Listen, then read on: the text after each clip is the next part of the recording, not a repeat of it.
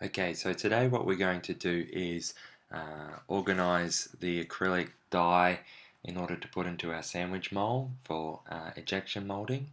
Now what we're going to do is to use the internet, find some silhouettes that we like based on our clients' needs, and then we need to download this acrylic dye template which is located on Haiku.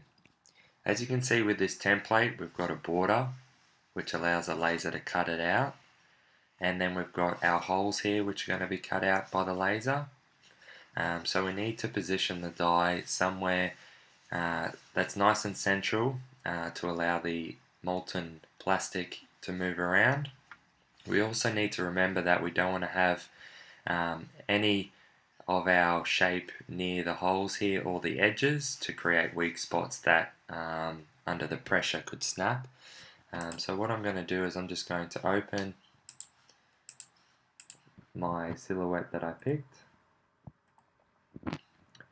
and we need to do a few modifications to it because the writing here and some of these white spots we need to get rid of in order for our plastic to just move around freely.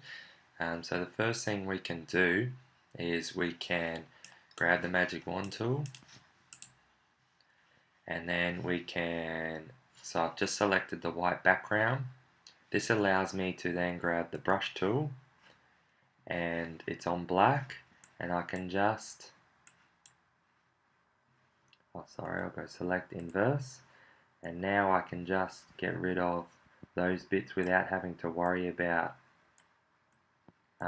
making black go onto the white background. So after I've done that, I can deselect it, and I just want to clean up this writing, remove the writing down the bottom. So what I can do is I can just grab the rectangle tool. I want it just to be white. Sorry, that's the gradient tool. I just want to change that to the rectangle tool. Oh, it is. Position it so it's just on the bottom there. And now I've got my final piece that I want. So now I can go back and grab the magic wand and go select inverse, because I just want to select the black, and then I'm going to edit, copy, go onto my acrylic dye, edit, paste. It's a bit too small, so what I want to do is I want to transform it, free transform, hold down the shift key and make it larger. And because it's more narrow rather than wide, I'm going to actually rotate it to get the maximum use.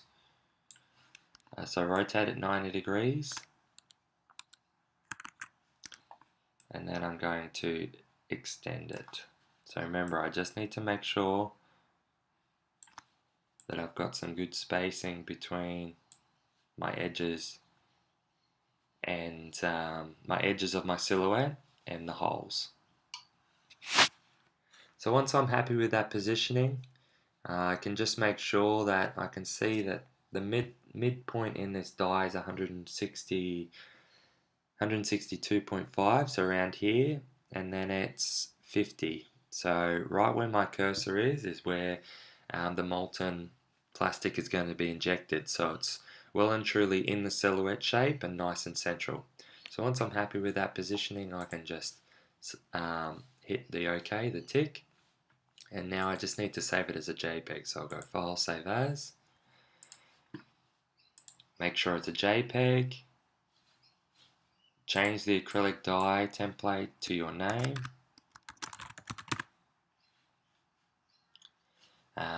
choose where your file is located. You can remember, you can drop down this angle if you want to be more specific, this drop down menu, and hit save. And the next tutorial will show you how to vector this image.